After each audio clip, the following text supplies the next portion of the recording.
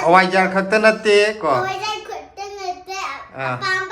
apamba khambio hello mayam makoi karbar amuk khara hena hapsen dore hanigi karbar duda khara hena ahongbo mamanda afaba pochai mayam ama hapsen dore mayam tibuk sisu packet tane lupa yang khai khatane mayam adu duga khuyam amda challe sisu mayam sisina sina lupa yang khai khatani ko ai di atai di khang de umorok si de hana la ani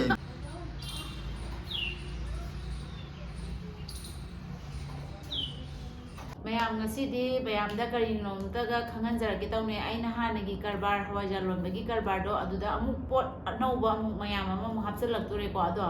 mayam yengminaje adudugi blog semjarakpani ko mayam kari pot noi do khoi uhonjara age ahan meda pot am lokro papar ima haina mingthole ko akhoi na yon kano toriba hapchalakadoriba brand gi maming ni ima ko yam nungsi akhoi yumgi ima ga haraga tolaga sigi papor je lupa yankhai gi ani tawdini ko al packet amada papor tara hale ko si dukan da phangba du gi di sijina yamna pare sai su chawe ado mayam akhoi sa re ko adu duga yam masala hapa adu gumba amata nate akhoi na thaina haidi henjan ba na ga chaba do adu gi type te tawe ko mayam si je hadi masala hete yam haptana morok sadana hete tawbudo yaktana adu tawde plain ne mayam angang ji loi chaba ngame aduga phajana hawbune chaba matamda aduga size su akhoi gi kano achobu size ne papor piece tara ne ko ana papor jo hawe mayam kano to mathang atopa amamu ulo mathang potsi yam size achobuni size achobudu ne tara halije ko mama mathang hayla ke thui ju pai ado tu cinema chu asengba pure ni ko mayan mix tawdaba mayan tawdaba asengba haitare ko ado ima product ki ngatani ko ima product ni ado saraiba kanana saraino sigi potse si jo akonba video gi aroi bida loi hajarake poto kari noi do hana loi ma masu ulake ba sigi masu jiju lupa yang khai packet ko se ma sigi packet sida gram je chama ne ko chama sida lupa yang khai khatane mayam machu je hadi po yan yaudaba haitare pure asengba laininga ga di ko si yam phare adubudi mayamna amtang use torga khangani akoina hairi sumra lan brai do ko aduna mayamda akoju phai khanbagi mayamda ulapune mayam adu sisina jira se gram kunne ko adu sisu lupa tara khatane mayam sisu adi jira je kano ta uidana phajaba jira afabda di tang idana packet ka thokuda adu silupa taragi packet siam chaw sisu ima product kini ko imya akoina ngasi ulaka tori ba pon myam je ima product ki ngatane ko masa thui kan tor mama hayela kem na ko pot tin ma sisna meat masala sida su gram 3 ni thoi ni ko sida ha se adu sisu lupa tara khatani mya haribo adu masala ga je dum tawra age oh hayi bob su ulalake mama da hayela ke adum tangai ko sisina chili powder ni ko chili powder ne sisu gram 10 ni thoi ni sida hali je chili powder adu duna moro asabi dura chili powder hai je sisu gram 10 ni thoi ni sida hapi je sisu lupa tara khatane mya hoi thoi na ju le hayi bob le si jo hay rakini mayam sisna garam masala sisu gram 10 ni thoi ni hali je sisu lupa tara khatane lupa tara gi pone thui hoi ba ngai ko mama da amta maman loi hay lakhi ge ba sisina kitchen king sisu gram 10 ni thoi ni chak mane sisu lupa tara ni aduga sisina Kashmiri mirs machu phajana badu chili mirs to sisina machu phajana bagi sisu gram 10 ni thoi ni packet sida lupa tara khatane sina umoro mayam akoina tawbadi ahongbada mayam nasu dum leibe yaba pon na dani aduga phaju phaba sijana baju yaba oibudo akoina tawra adi phaju phaba hongju hongba ta adi adagi sisina fish masala sisu gram 10 ni thoi ni ko packet sida yauri je aduga sisu lupa tara khatane muro ni sida phamo mayam aduga umuro akangba umuro che kaino ne ko akhoi atekpa delhi daga yon bado kaino to bune ba lupa chamagi manga sorry yankhai gi manga khakna tra han bado ado atekpa akang baje aseng badi akang bune tangi natra ado delhi dadi atekpa da yankhai gi manga khak tawri ne ꯑꯗꯣ ꯑꯩꯈꯣꯏꯅ ꯎꯠꯂꯤꯕ ꯄꯦꯀꯦꯠꯁꯦ ꯎꯃꯣꯔꯣꯛ ꯀꯌꯥꯅꯣ ꯌꯦꯡꯉꯣ ꯍꯥꯜꯂꯤꯁꯤ ꯌꯥꯝꯕꯅꯦꯕꯀꯣ ꯎꯃꯣꯔꯣꯛꯁꯦ 10ꯗꯒꯤꯗꯤ ꯇꯥꯗ꯭ꯔꯦ ꯂꯨꯄꯥ 50ꯅꯦ ꯑꯗꯣ ꯁꯤꯗ ꯂꯨꯄꯥ 50 ꯈꯛꯇꯅꯤꯀꯣ ꯃꯌꯥꯝ ꯁꯤꯁꯨ ꯃꯌꯥꯝ ꯑꯩꯈꯣꯏꯅ ꯑꯦꯗꯚꯔꯇꯥꯏꯁ ꯇꯧꯔꯛꯑꯕ ꯍꯥꯏꯕꯁꯦ ꯑꯗꯨꯝ ꯌꯥꯔꯕꯅꯤ ꯃꯌꯥꯝ ꯑꯗꯨꯝ ꯈꯪꯕꯤꯔꯣꯀꯣ ꯍꯥꯏꯗꯤ ꯑꯩꯈꯣꯏꯁꯨ ꯐꯩ ꯈꯟꯕꯒꯤ ꯃꯌꯥꯝꯒꯤꯗꯃꯛꯇ ꯇꯧꯔꯛꯄꯗ ꯆꯣꯞꯄꯣꯏ ꯁꯤ ꯀꯥꯟꯅꯩ ꯈꯟꯕꯒꯤ ꯎꯠꯂꯛꯄꯅꯦꯕ ꯅꯠꯇ꯭ꯔꯒꯗꯤ ꯎꯠꯂꯣꯏꯕ ꯄꯤꯁꯁꯦ 12ꯗꯒꯤꯗꯤ ꯇꯥꯗ꯭ꯔꯦ 10 ꯅꯠꯇꯦ 12ꯗ ꯇꯣꯛꯈ꯭ꯔꯣ 10ꯗꯩꯗꯤ ꯇꯥꯔꯔꯣꯏ ꯑꯗꯨꯁꯨ ꯑꯀꯪꯕꯗ ꯃꯌꯥꯝ ꯁꯤꯁꯤꯅ ꯂꯨꯄꯥ 50 ꯈꯛꯇꯅꯤꯀꯣ ꯑꯩꯗꯤ ꯑꯇꯩꯗꯤ ꯈꯪꯗꯦ ꯎꯃꯣꯔꯣꯛꯁꯤꯗꯤ ꯍꯥꯟꯅ ꯂꯥꯛꯑꯅꯤ ꯑꯩꯗꯤ ꯃꯥꯅꯦ ꯑꯗꯒꯤꯗꯤ ꯃꯊꯪꯗꯁꯤ ꯊꯣꯏ ꯃꯃꯥ ꯑꯝꯇ ꯃꯊꯪ ꯇꯧꯍꯟꯒꯣ ꯉꯥꯏꯈꯣ ꯍꯥꯏꯕ ꯍꯥꯏꯗꯤ ꯄꯣꯠꯇꯨ ꯃꯐꯝ ꯃꯔꯥꯡ ꯈꯪꯉꯔꯣই ꯅꯪꯅ ꯐꯝꯃꯒ ꯌꯦꯡꯉꯛꯑꯣꯕ ꯑꯦꯗꯚꯔꯇꯥꯏꯁ ꯍꯣꯔꯦꯟ ꯇꯧꯔꯛꯑꯣꯕ ꯅꯪꯅ ꯑꯗꯨꯃꯥꯏꯅ ꯇꯧꯔꯛꯑꯣꯕ ꯅꯪꯅ ꯑꯦꯗꯚꯔꯇꯥꯏꯁꯇꯣ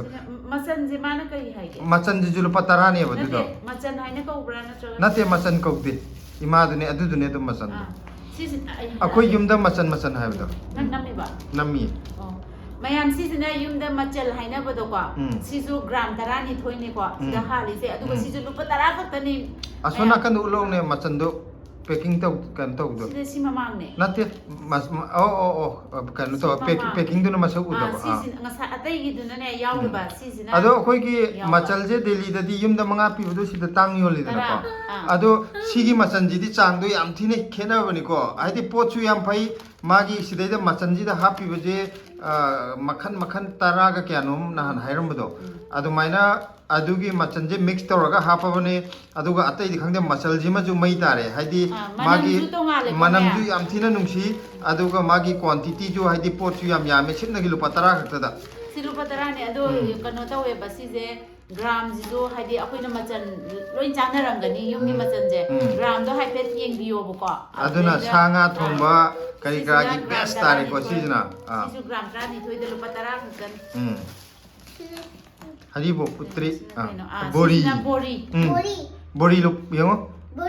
मैतै बोरी दुने को युंगी अचौबदो मैतै बोरी कनोना साबदो सगोल हवाइना याजन दबिदा मिक्स तौदबिदा साबदो पैकेट सिदा लुपा 50 खक्तने मैम सिजो अखोजु कानाब्राना खल्लेको मैम अखोइना कनो तौरइसे हाइदि युमदगी अखोइना लैरगा सेलकपदुदी याम तांगीदना हाइदि युमदा होंगसु युमदा सी यौरपदि तांगे है यौरपदि तांगीदना अदुदुना सिदि अइजु यारब्राना खल्ले दो सिजिगी याम फबामना प्योर नेबा हाइदि कनो अखोइना यानजनदब पोने असेंगबा कनोना साबा अदुदि मयाम अदुम चारगा खंगनेबा सिजना हैरिबो हैरिबो सिजु पैकेटने लुपा 50 खक्तने मैम अदुदुगा खुयाम अमदा चल्ले सिजु अदो हैरिबो सिदि आइदि सिलाना अखोइगी ओइना पुरा लौरजे हायर कदो माले मैम अम सिलागा मादि हैरिबो त गावेबा हैरिबो मपुमदे हेलमदो माले हाबा हाइदि माना सिदैदा है हालिजे खजि खरा नते बहालिजे अदुजु अकंगबजिदा माने अकंगबजिदा मैम येंगुने लुपा 50 खक्तगिने सिजु लुपा 50 खक्तने मैम मैम येन की पिकल्स निको पिकल्स नते येन की सिंजू सी येन की सिंजू सिना मोय सिजे लोइना मंग टेस्ट तौरे काइका हाइरम दाइ का अदु नंग फजन हाइरो अदुगा सिजु लुपा 2 खतने मैम सिना येन सिंजू सिना अदुदुगा सिसिना येन अचार हाइदने पिकल्स पिकल्स सिसिना 180 खतने मैम अदु सिजु मयाम चारगा माहौ खंगनी येंगबददि माहौ खंगद्रगजु पोचु अदुम हाइदि कनो तौद यामबको अदुगा माहौजु यामना लैबा अदु सिजिमा मयाम ट्राई तौबिबे याय पिकल्स अमा सिजना पिकल्स सिना सिंजु असंगबदुना सिंजु अंगांगुदिना पिकल्स होइदेबको अमना चाम मरिफु होइदेबा कनोजिना पिकल्सिना अदुगा सिंजुजिना लुपा 2 होइदेबा अदुगा मयाम करबारगी ओइना तौगे ना हाइ तारगदि को मयाम होलसेल गी रेट तसु दुम पीनी को हाइदि पोट योनगे करबारगी ओइना लौगे हाइ तारगदि अद अखोइना हजि हाइरसिना इसानि अखोइना योनबगी ममलदुनि को दुगा करबारगी ओइना योनगे हारगना मोगी रेट अमा लई अदुदा सानि मयाम कमेंट दुम हाइबिरमो सि लौगे खोटके हाबदो अदुगा हवाइजार हवाइजार मरु अकुपसु फंबिगनि मयाम अदु मयाम होगजु फंबिगनि अहोम गाक्तनि को अखोइना योलक्तोरिसिसु होगगा अफबनि को मयाम फंबिदोइसे अदुदुना मयाम जु सोइदना लेबे लापियु को अरे थोय मयाम अखोइ दुकान दा फंदरेका अदुगे अखोइ पोट योलनी मोइरागा अदु पोटे फजना योंदरानी अदुगा हवाइजार खक्त नते को हवाइजार खक्त नते पांबा खंबियो अदुगा Lebiu. Lebiu aduga Leiba lakpiu. Leiba lakpiu aduga channel japta akhoi blog yengbiyo aduga video ja yam thengnaje bye bye. Bye bye. Wow. Atuna mayam akhoi huji pot yumgi pochai haitare ko sideda makhan makhan akhoi gi mamanju mayam dagi khara tarakanda pot khara kano tawrani akhoi huji yonba horani hawai jargal loina na aduna ulakaduri bapor mayam je mayam na apam yaurga di comment de ibiro contact tawbiro yonge khalaga ju adum akhoi gi wholesale price da amuk akhoi na haidori ba mamanji dagi hena taraga amuk ngangna ba yani akhoi na ngasi uchari ba pot singje akhoi Rajasthan da base tawraga leiba akhoi maite ichin naujing na sabi bane haidi pot khudimak yamna natural oiba mongda pojan yaudana sabi bane mayam ju charaga adum khangbi gani aduga kaino tawraga ju kanagumba ichin naujing na yonana ba haidi kaino tawbagi dukan phambagi oina lauge hairaga ju sigida akupa contact tawraga thadok thajin gina kamai tawba haidu loina mak wari sanaba yagani aduna mayamna comment da pibiro contact tawninga gadi